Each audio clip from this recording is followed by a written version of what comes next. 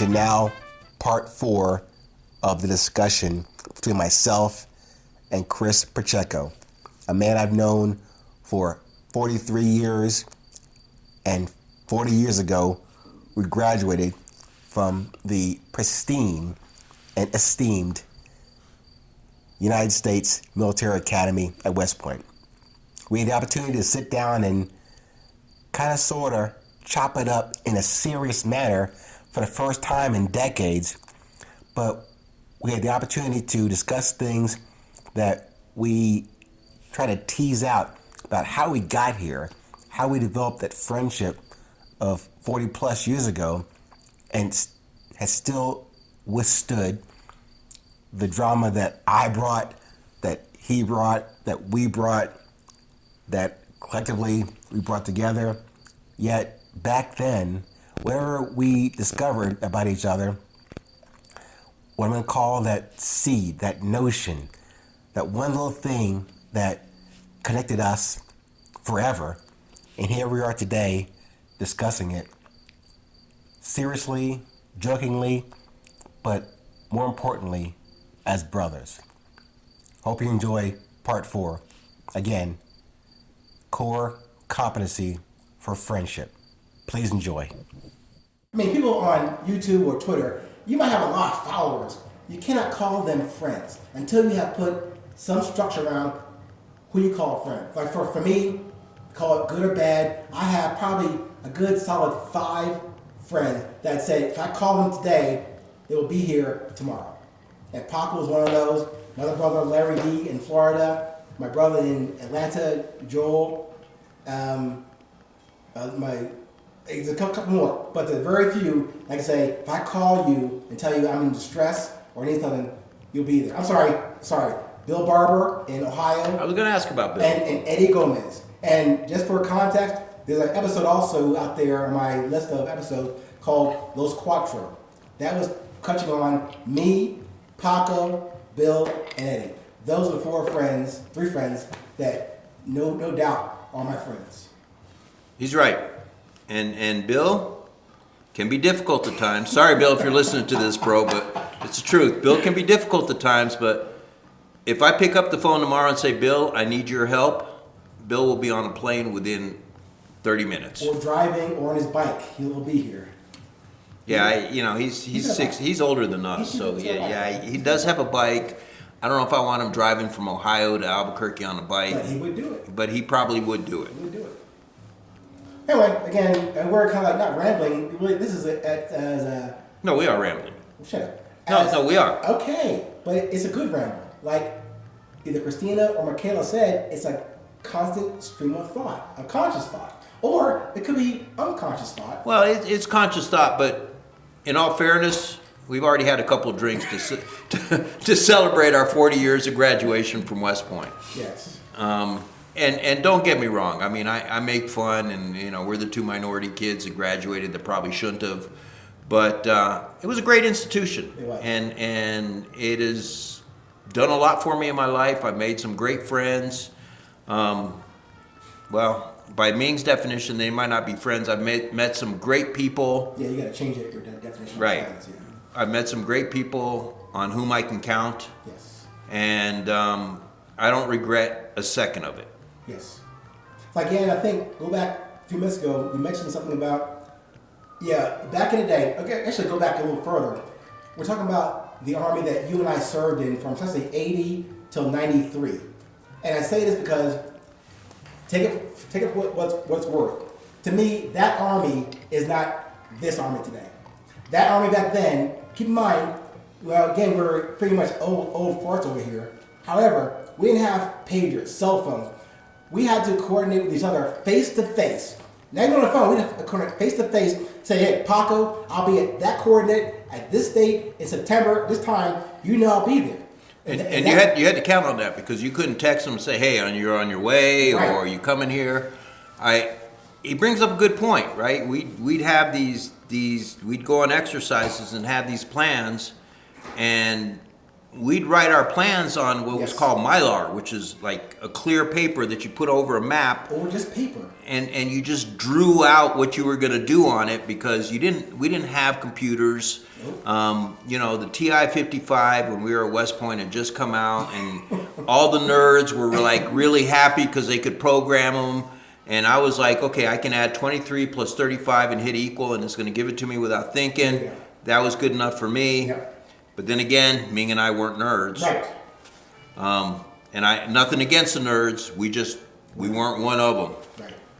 And I say that because the thing about going through something and either solidifies or embraces that friendship. Again, need more context. You guys out there who are not former military, or even though you guys were in the Army, you might not even know about the Ranger School process.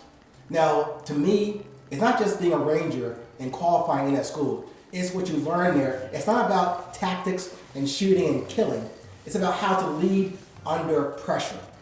How to lead under no sleep, cold, frozen, wet, hungry for too much straight.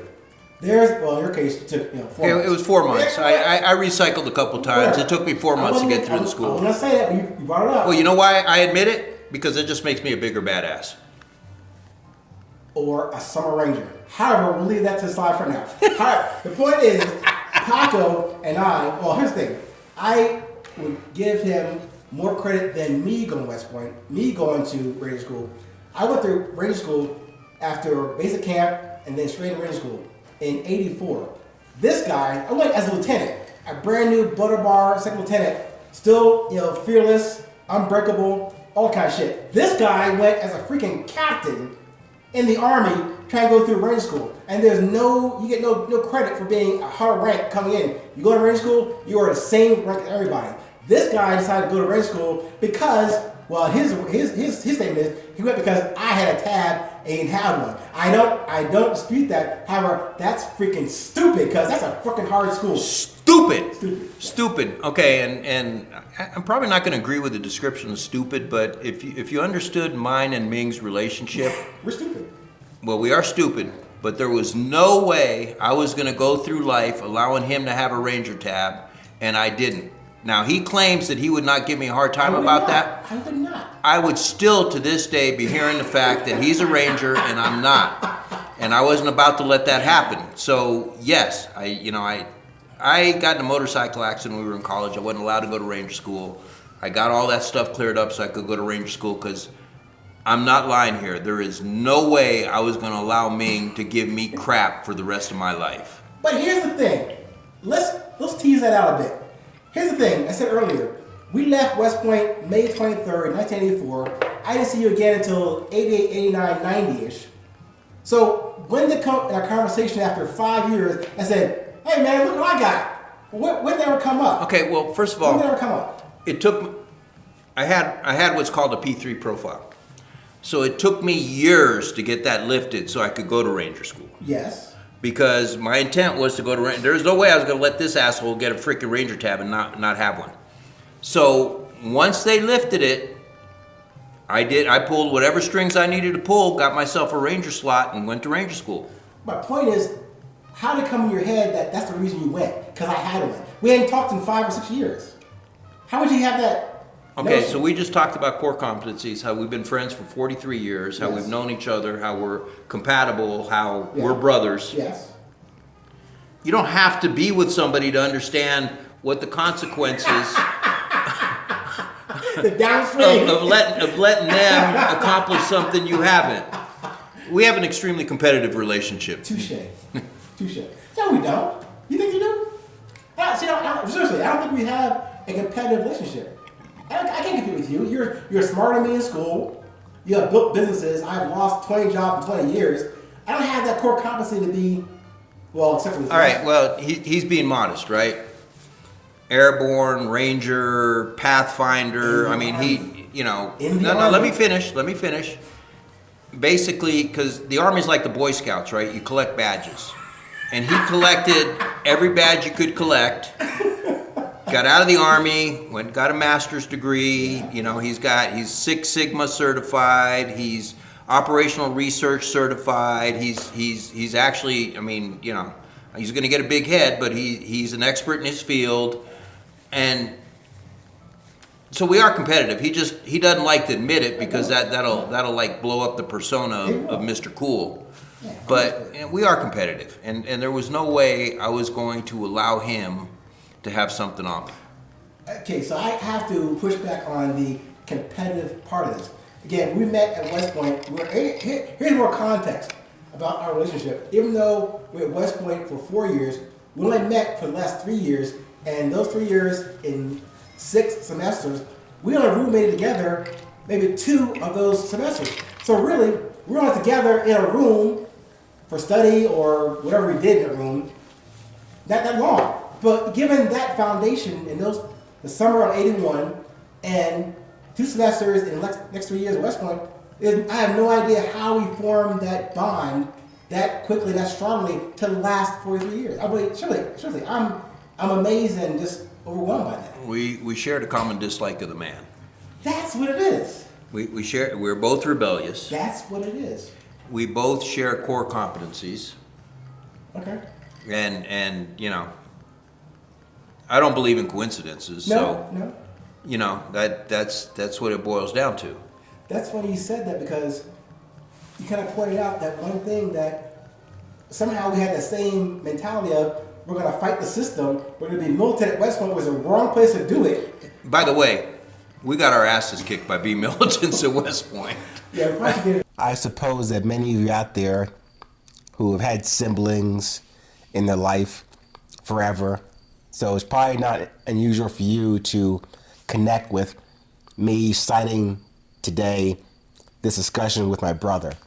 But it's only important to me because for many years of my life, I existed in this world as an only child. I found out later on that I have half siblings, but I never really had a man I knew as my brother. And this man, Paco, Mr. Chris Pacheco, not that he serves that title and duty, he just became that from not by coincidence, not by happenstance, but whatever mysterious or spiritual powers that brought us together and brought us here and has kept us here is what keeps me more and more humble and at the same time more confident. And then to be able to present to you these ideas about resilience. So thanks again for tuning in to part 4. Promise you one more episode in this series with my brother Paco, although we may come back on a more less serious manner, and maybe I'll do a better job of narrating and being a better host in this podcast. But at any rate, thank you for joining us, and stand by for part 5. Until then, stay current, stay present. It's always a 20.